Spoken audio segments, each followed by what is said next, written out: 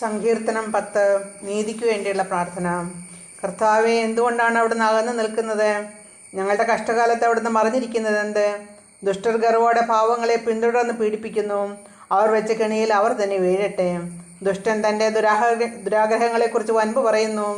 അത്യാഗ്രഹി കർത്താവിനെ ശപിച്ചു തള്ളുന്നു. ദുഷ്ടൻ തൻ്റെ അഹങ്കാരത്തള്ളലാൽ അവിടുത്തെ അന്വേഷിക്കുന്നില്ല. ദൈവമില്ല എന്നാണ് അവൻ്റെ വിചാരം. അവൻ്റെ മാർഗങ്ങൾ എപ്പോഴും വിജയിക്കുന്നു. അവിടുത്തെ ന്യായവിധി അവന് കണ്ടെത്താത്ത വിധം ഉയരത്തിലാണ്.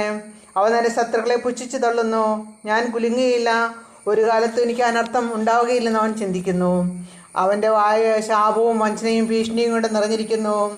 അവൻ്റെ നാവിനടിയിൽ ദ്രോഹവും അധർമ്മവും കുടികൊള്ളുന്നു. അവൻ ഗ്രാമങ്ങളിൽ പതിയിരിക്കുന്നു.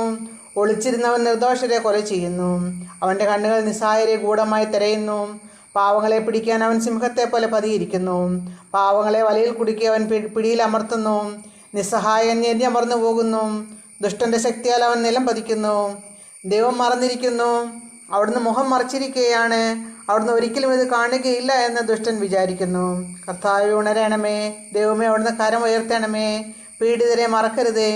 ദുഷ്ടൻ ദൈവത്തെ നിഷേധിക്കുന്നതും അവിടുന്ന് കണക്ക് ചോദിക്കില്ലെന്ന് ഹൃദയത്തിൽ മന്ത്രിക്കുന്നതും എന്തുകൊണ്ട്? അങ്ങ് കാണുന്നുണ്ട്. കഷ്ടപ്പാടുകളും ക്ലേശങ്ങളും അങ്ങ് തീർച്ചയായും കാണുന്നുണ്ട്. അങ്ങ് അവ ഏറ്റെടുക്കും. നിസ്സഹായനായവൻ തന്നെ തന്നെ അങ്ങേക്ക് സമർപ്പിക്കുന്നു. അനാഥന് അവിടുന്ന് സഹായകനാണല്ലോ. ദുഷ്ടൻ്റെയും അധർമ്മിയുടെയും ഭുജം തകർക്കണമേ.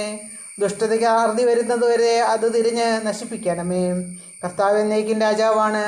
ജനതകൾ അവിടുത്തെ ദേശത്ത് നിന്ന് അറ്റുപോകും. കർത്താവ് എളിയവരുടെ അഭിലാഷം അവിടുന്ന് നിറവേറ്റും. അവരുടെ ഹൃദയത്തിന് ധൈര്യം പകരും. അവിടുന്ന് അവർക്ക് ചെവി കൊടുക്കും.